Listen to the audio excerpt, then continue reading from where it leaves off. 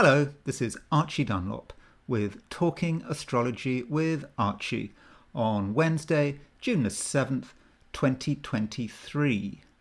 I recently put up a video in which I talked about Prince Harry, and I got a comment from Cold Porridge. And Cold Porridge wrote, "With Harry having a progressed new moon on the horizon in a few months, there is going to be a substantial change of course in his life soon."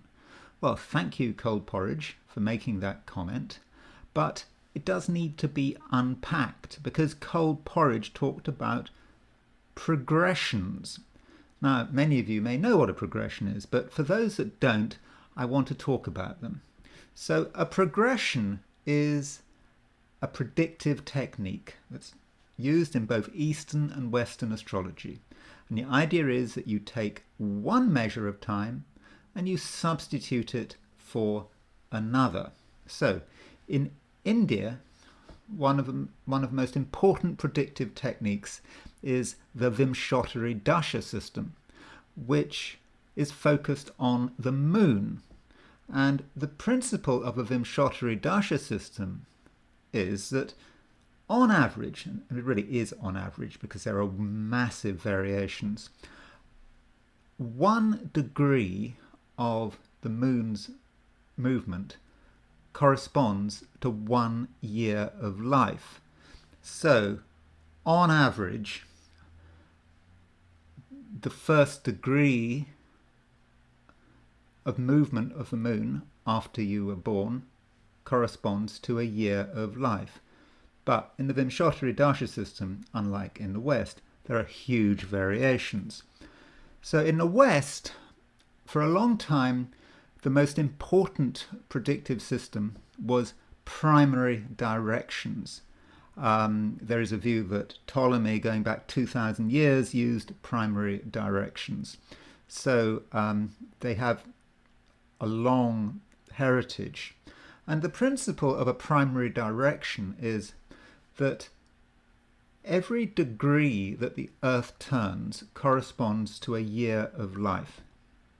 So that means, when you're born, and the first degree of the Earth turning after you were born corresponds to the first year of life.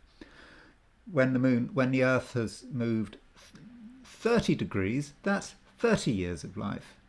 And the system of primary directions really held sway through until the 19th century. And it was often used to predict death. Many astrologers would write up in their diaries and case notes how they were able to predict the death of kings and others using primary directions. Unfortunately, primary directions, at least in the era before computers, are ludicrously complicated. And ordinary people just would not be able to use them. So that was a problem. And then, late 19th century, early 20th century, as astrology started to be popularized, primary directions kind of fell out of practice. I mean, not that many people were able to practice them anyway because they were so complicated. And they were replaced by secondary progressions. Secondary progressions work on the principle that the first day of your life corresponds to the first year of your life. So the 10th day of your life corresponds to the 10th year of your life.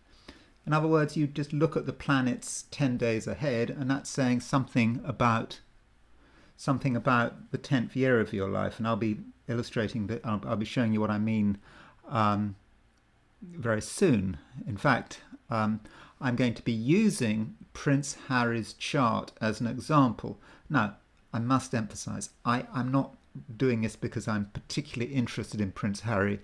It's just that I've been looking at his chart a lot recently and I'm using it as an example. and Cold Porridge was talking about this progressed new moon in Harry's chart. So why not use Harry's chart? But it could be any other chart. I just want to illustrate a technique, and in this video I'm going to keep it simple. I'm not going to go into all of the technicalities of secondary progressions. So let's have a look at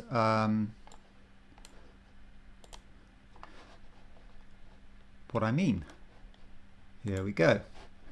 So this is a website of Astrodienst at astro.com, and what Astrodienst do is, they publish free a massive amount of astrological material, including ephemerides, and ephemerides are tables of a planet's positions. Now, ideally you should buy a book of the ephemerides. You can buy 100-year ephemeris and 100-year ephemeris for $20. So I would recommend you do that if you're into astrology. But if you don't want to spend $20 or you want to look at an obscure year, this is a very good website for doing it. So let's have a look at Harry's birth year. Harry was born in 1984. So there you go. Astrodienst provides for free table of the planet's positions. Let's make this a bit bigger. For every year you want to know about. And this is January 1984.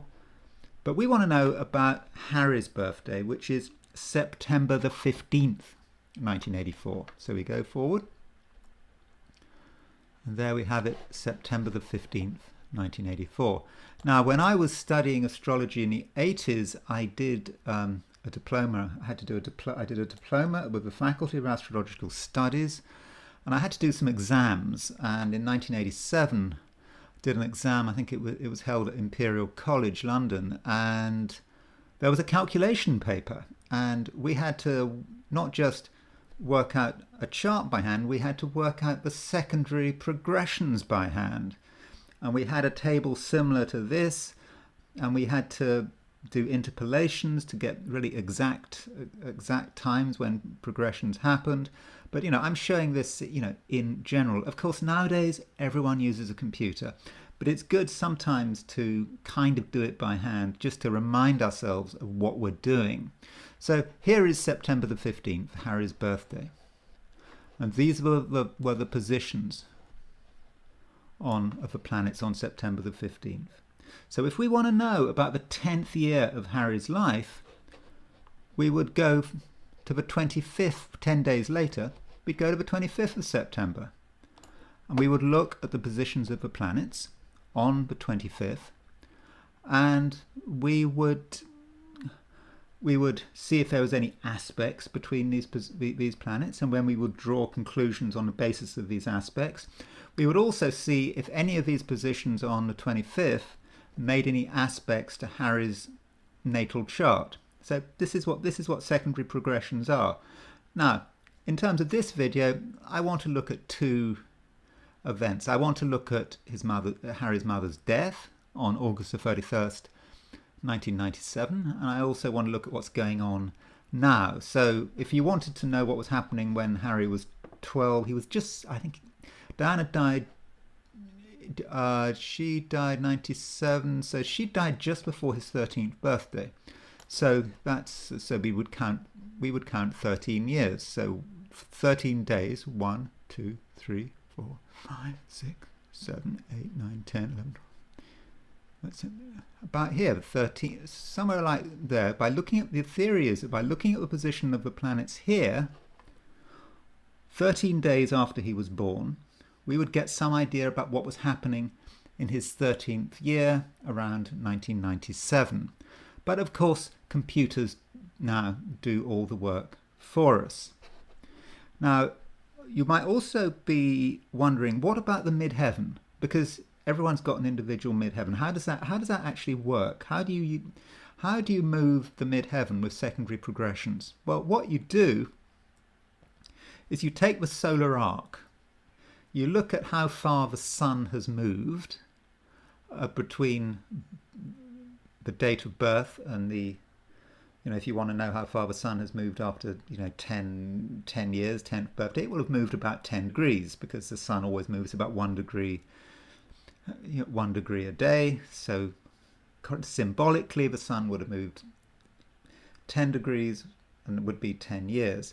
And then whatever that solar arc is, we add it to the natal midheaven. So that's how we deal with the progressed midheaven. Working out the progressed ascendant is a little more complicated, and I'm not going to get into that. So let's now look at Harry's chart, and we'll let the computer do the work for us. So here we go.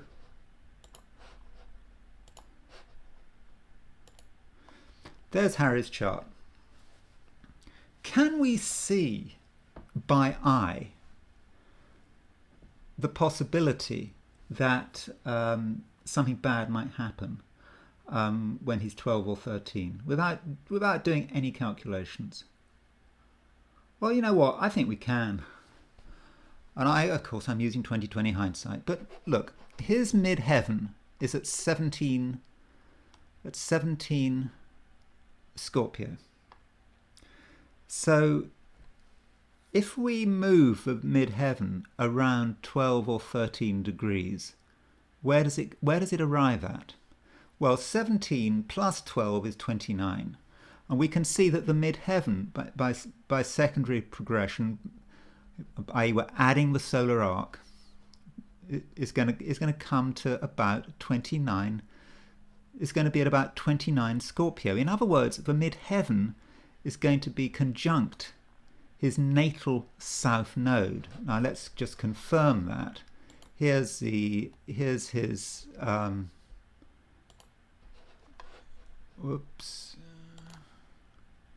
secondary positions, planets for when his mother died. We can see his progressed midheaven is at 2943 Scorpio.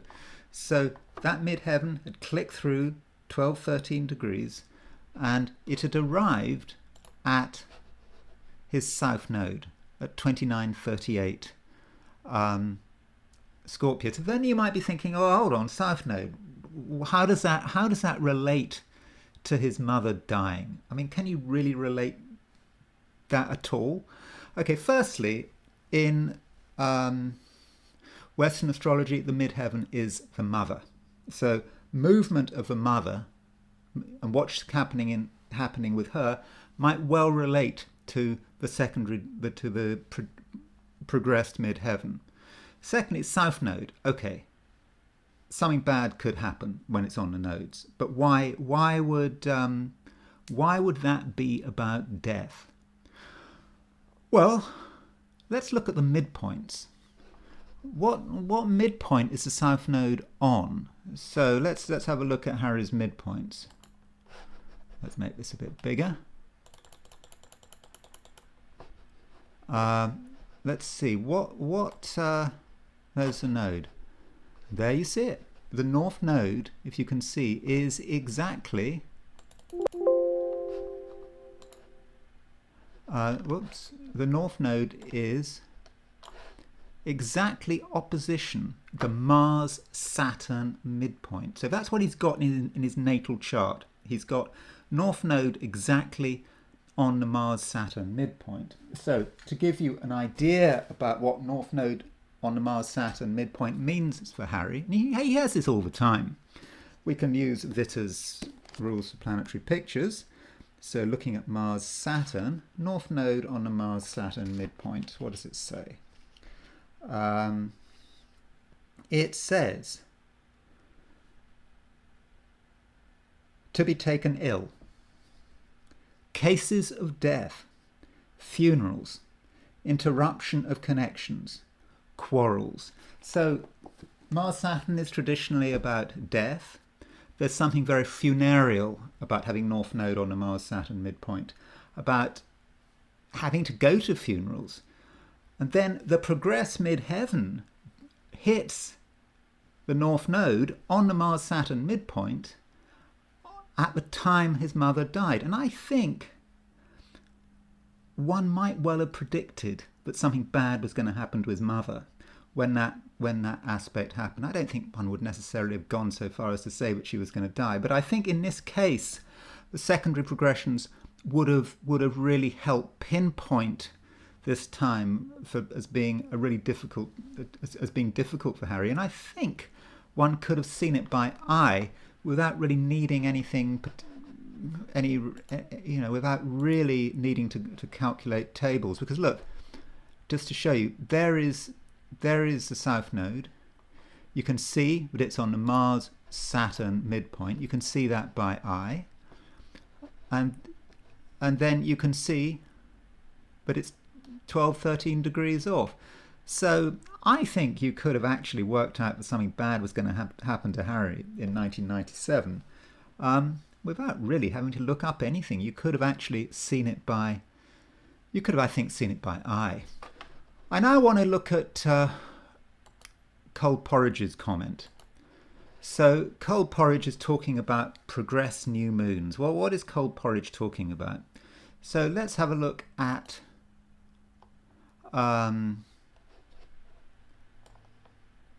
Harry's progressions today. So this is going to be the positions of the planets approximately 38 days after he was born. Is that right? 39 days after he was born. And this would correspond to his 39th year. And so Cold Porridge talked about the progressed new moon. So for June the 7th, the progressed moon is at 29.7 Libra. In other words, and there's the sun progressed sun at 1.7 Scorpio, and progressed Pluto at 2 Scorpio. So you can see that the moon is about to progress to the sun, and it's got about, in 2 months' time, 2 or 3 months' time, we can see that we will indeed be having a new moon in Scorpio. Is that going to be good? Is that going to be bad? Well, all things being equal, it's probably going to be bad, because moon in Scorpio, moon doesn't really work very well in Scorpio, for one. And early Scorpio is probably the worst place for the moon to be in. In traditional astrology, 3 degrees Scorpio is the place where the moon is fallen. It's a degree. The moon is fallen in Scorpio as a whole, but 3 degrees Scorpio is its degree of fall, and this is going to be happening over the next few months as you move into late 2023. He's going to really start to feel this progressed new moon. It should also be pointed out that Saturn is clicking on. Look at Saturn. This is progressed Saturn. This is the position of Harry's Saturn 39 days after he was born. It's at 1656 Scorpio.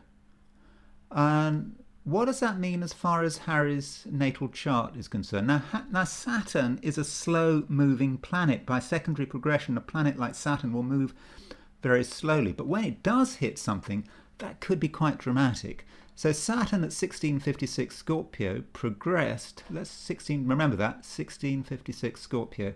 Now let's have a look at Harry's natal chart.